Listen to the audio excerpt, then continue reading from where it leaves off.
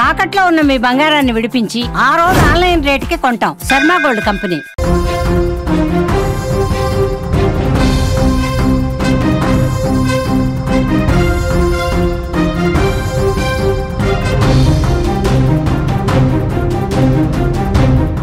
Breaking news చూస్తున్నాం. టాలీవుడ్ ను వరుస విషాదాలు వెంటాడుతున్నాయి. కోట శ్రీనివాసరావు, బి సరోజాదేవి కన్నుమూత, తర్వాత హాస్యనటుడు ఫిష్ వెంకట్ కన్నుమూశారు. 4 ఏళ్ల క్రితం షుగర్ కారణంగా కాలు ఇన్ఫెక్షన్ కు గురైంది. 9 నెలల నుంచి డయాలసిస్ తీసుకుంటున్నారు ఫిష్ వెంకట్. 2 కిడ్నీలు కూడా ఫెయిల్ కావడంతో ఆసుపత్రిలో చేరారు.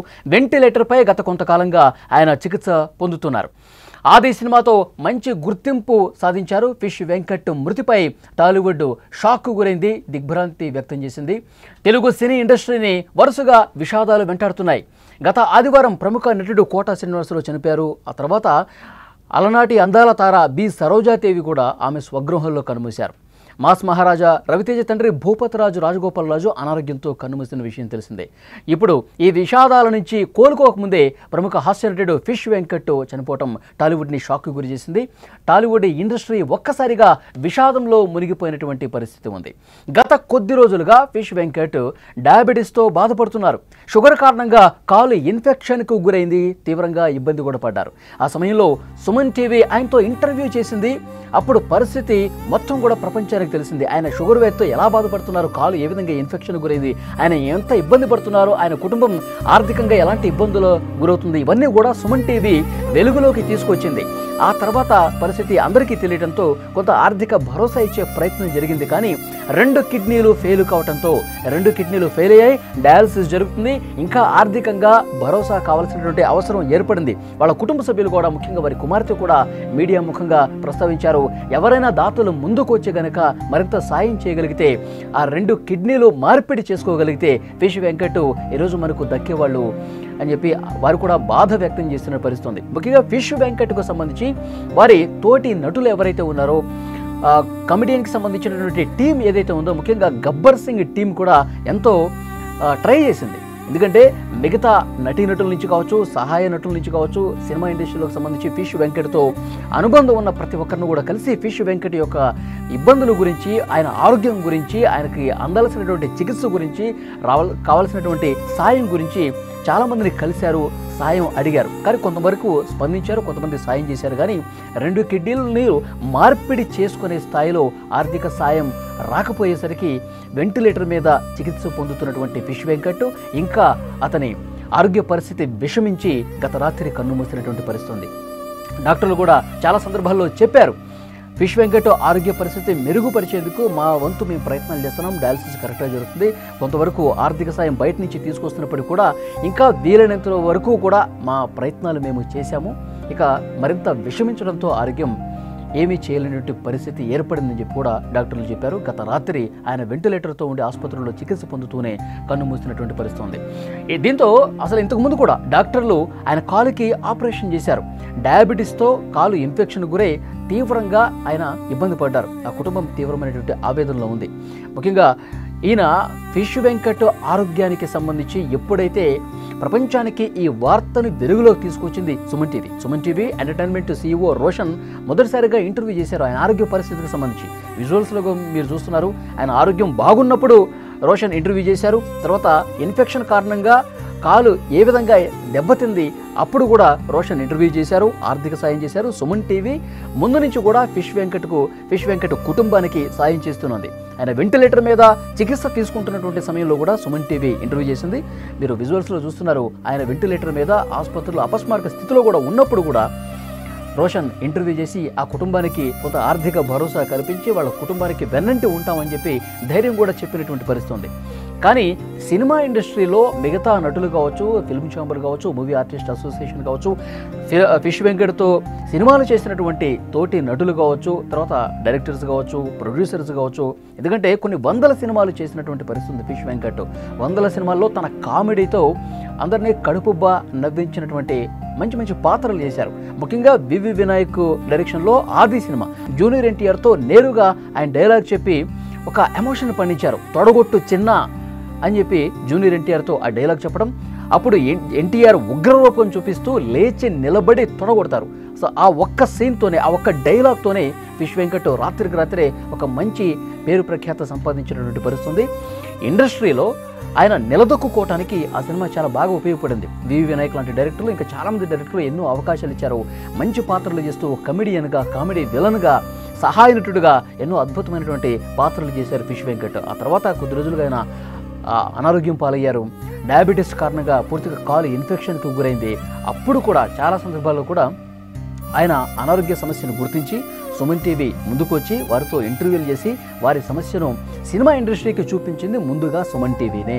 సుమన్ టీవీ ఈ వార్తని జనం ముందుకు తీసుకురావడంతో సినిమా ఇండస్ట్రీలో కొంతమంది స్పందించారు. కానీ ఇప్పుడు ఆ కుటుంబం కావచ్చు, తర్వాత జబర్దస్త్, అలాగే గబ్బర్ సింగ్, ఈ రెండు టీమ్స్ కూడా చాలా బాగా పనిచేసే ఫిష్ వెంకట్ ఆరోగ్యం కుదుటపడేందుకు ఎవరైతే ఫిష్ వెంకట్తో అనుబంధం ఉందో వాళ్ళని ప్రతి ఒక్కరిని కూడా కలిసి ఫిష్ వెంకట్ ఆరోగ్య పరిస్థితిని వివరించి కొంత సాయం తెప్పించగలిగారు. కానీ సినిమా ఇండస్ట్రీ పూర్తి స్థాయిలో స్పందించి ఉంటే, సినిమా ఇండస్ట్రీ కొంత మానవతా దృక్పథంతో మరింత సాయం చేసి ఉండింటే ఈరోజు ఆరోగ్యంగా ఆయన డిశ్చార్జ్ అయి ఉండేవాడు అని కుటుంబ సభ్యులు కొంత ఆవేదన వ్యక్తం చేస్తూ మాట్లాడుతున్న పరిస్థితి. అప్పటికీ కొంతమంది వచ్చారు, కొంతమంది పొలిటీషియన్స్ కూడా వచ్చారు. ఫిష్ వెంకట్తో కొంత ర్యాప్ ఉన్నటువంటి, అనుబంధం ఉన్నటువంటి పొలిటీషియన్స్ కూడా కొంతమంది వచ్చి వాళ్ళ కుటుంబానికి కలిశారు, మాట్లాడారు, పరామర్శించారు, కొంత ఆర్థిక సాయం చేశారు. కానీ 2 కిడ్నీలు ఫెయిల్ కావడంతో ఆ కిడ్నీలు మార్పిడి చేస్తేనే ఫిష్ వెంకట్ మళ్ళీ సాధారణ పరిస్థితికి వస్తారు అని చెప్పి డాక్టర్లు చెప్పిన నేపథ్యంలో ఆ కుటుంబం కూడా చాలా సందర్భాల్లో రిక్వెస్ట్ చేసింది. సినిమా ఇండస్ట్రీని కావచ్చు, చాలామంది దాతలను కావచ్చు రిక్వెస్ట్ చేసింది. కానీ ఎవరు కూడా అంత పెద్ద సాయం చేయడానికి, ఎందుకంటే 2 కిడ్నీలు ఫెయిల్ అయ్యాయి కాబట్టి అందరూ కలిస్తే ఒకళ్ళిద్దరితో అయ్యే పని కాదు. ఎందుకంటే ఆయన ఇండస్ట్రీలో ఉన్నారు, 100 సినిమాలు చేశారు, చాలామందితో మంచి అనుభవం ఉంది, పెద్ద పెద్ద స్టార్స్తో అనుబంధం ఉంది. వాళ్ళు కూడా వెంటనే రియాక్ట్ అయ్యి కొంత సాయం చేసి ఉంటే గనక ఫిష్ వెంకట్కి మంచి చికిత్స అంది ఉండేది.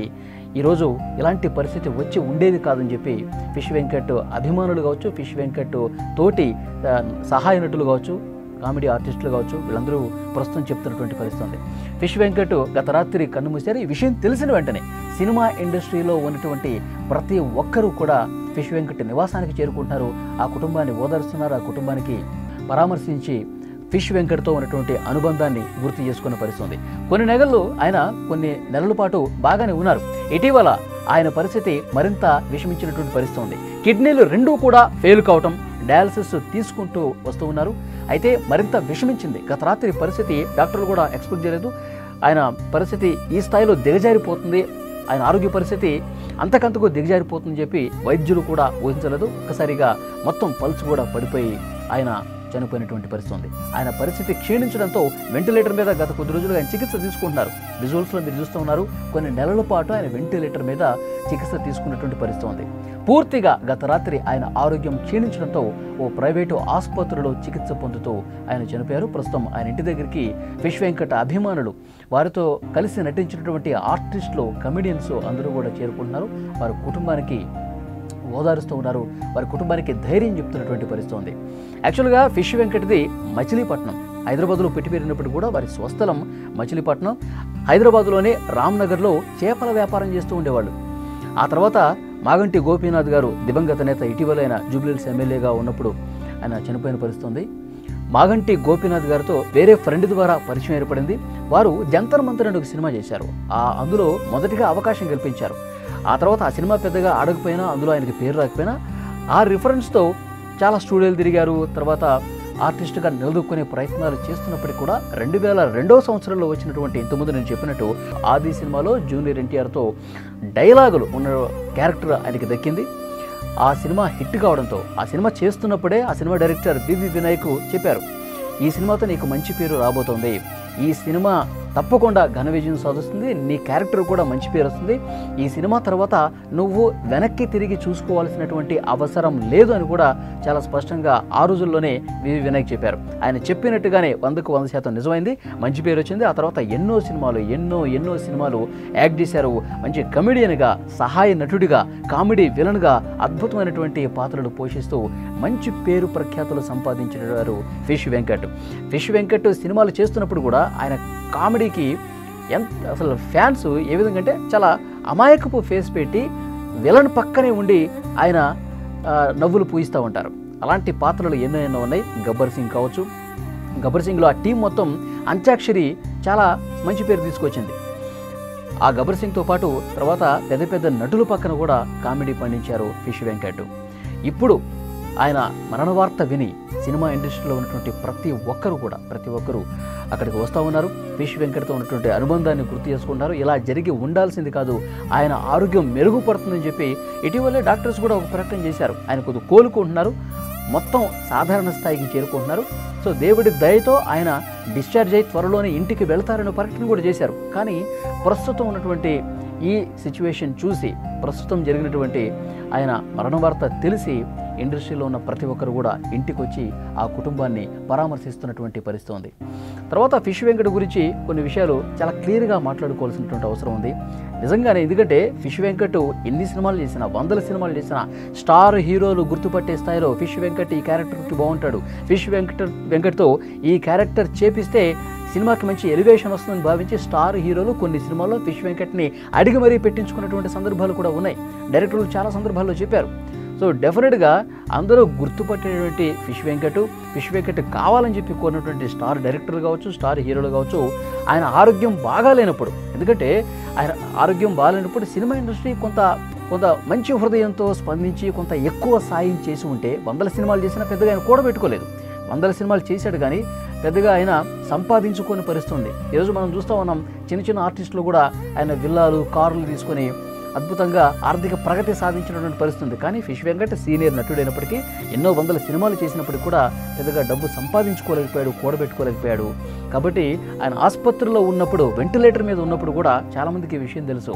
ఫిలిం ఛాంబర్ కావచ్చు, అందులో ఉన్నటువంటి మూవీ ఆర్టిస్ట్ అసోసియేషన్ కావచ్చు, చాలామంది నటులు కూడా తలా ఎంతో కొంత ఫండ్ రైజింగ్ చేసి కొంతవరకు సొమ్ముని హాస్పిటల్లో చికిత్స పొందుతున్నటువంటి ఆ ఫ్యామిలీకి ఇచ్చి ఉంటే కనుక ఫిష్ వెంకట్ పరిస్థితి ఈరోజు ఇలా ఉండేది కాదని చెప్పి చాలామంది మాట్లాడుతూ ఉన్నారు. ఈరోజు ఫిష్ వెంకట్ అభిమానులు అక్కడ కన్నీరు మున్నీరుగా వెలిపిస్తున్నారు. వాళ్ళ కుటుంబం దగ్గరికి వచ్చి, ఆయన నివాసం దగ్గరికి వచ్చి, అక్కడ ఎంతో మంచి పేరు కూడా ఉందండి. రామ్నగర్లో ప్రస్తుతం ఉంటున్నారు. సాయం కోసం ఎవరు వచ్చినా, ఏదో చిన్న సాయాల కోసం, లేదంటే ఏదైనా ఫంక్షన్లు పిలవడానికి కోసం, అన్న మీరు రేపు మా ఇంట్లో చిన్న ఫంక్షన్ ఉంది రావాలి అని చెప్పి పిలిచిన కాదు అనేవాడు కాదు. తను అవైలబుల్గా ఉంటే, ఒకవేళ షూటింగ్ లేకపోతే డెఫినెట్గా ఆ చుట్టుపక్కల అనుబంధాన్ని చాలా బాగా పెంచుకున్నటువంటి వ్యక్తి. ఆ కుటుంబాలన్నీ కూడా ఈరోజు ఫిష్ వెంకట్ నివాసం దగ్గరికి వచ్చి బోరున వెలిపిస్తూ ఉన్నారు. ఫిష్ వెంకట్ త్వరగా కోలుకొని ఇంటికి వస్తాడని చెప్పి అనుకున్నాం, కానీ ఈరోజు ఈ విధంగా అవుతుందని చెప్పి ఎవరు కూడా ఎక్స్పెక్ట్ చేయలేదంటూ వారితో అనుబంధం ఉన్న ప్రతి ఒక్కరు కూడా అన్న ఒకసారి లే అన్నా, నీకు ఎట్లా అవుతుందని మేము ఊహించలేదన్నా అని చెప్పి వాళ్ళంతా కన్నీటి పర్యంతమై విలపిస్తున్నటువంటి పరిస్థితి. ఆ కుటుంబం కూడా చాలా బాధపడుతుంది. మొన్ననే వారి కుమార్తె కూడా మీడియాతో మాట్లాడారు. ఇంకా ఎవరైనా దాతలు వస్తే బాగుండేది, ఇంకా ఎవరైనా దాతలు సాయం చేసి ఉంటే బాగుండేది, 2 కిడ్నీలు మార్పిడి చేస్తేనే ఫిష్ వెంకట్ బతుకుతారని చెప్పి ఒక పక్క డాక్టర్లు చెప్తా ఉన్నారు. మరింత సాయం అంది ఉంటే కనుక సినిమా ఇండస్ట్రీలో ఎన్ని సంవత్సరాల పాటు పనిచేసి ఉన్నాడు, ఎన్ని సినిమాలు చేసి ఉన్నాడు, కనీసం ఆ సినిమాలో చేసినటువంటి వాళ్ళందరూ కూడా ఫండ్ రైజింగ్ చేసి ఉంటే డెఫినెట్గా ఈరోజు నా తండ్రి బతికుండేవాడని చెప్పి సో కన్నీళ్లు పెట్టుకుంటూ ఏడుస్తున్నారు ఆ ఫ్యామిలీ మెంబర్స్ అందరూ కూడా. సో నిజంగా అట్లా జరుగుంటే బాగుండేది. పెద్ద మొత్తంలో ఫండ్ రైజింగ్ చేసి ఆయన ఆరోగ్యాన్ని కుదుటపడే విధంగా ఇండస్ట్రీ కూడా కొంత మానవతా దృక్పథంతో ఆలోచించి సాయం చేస్తుంటే ఈరోజు ఫిష్ వెంకట్ మన మధ్య ఉండేవాడు. కానీ దురదృష్టవశాత్తు నిన్న వెంటిలేటర్ మీద చికిత్స పొందుతూనే ఆయన ఆరోగ్యం మరింత క్షీణించడంతో ఆయన చనిపోయినటువంటి పరిస్థితి.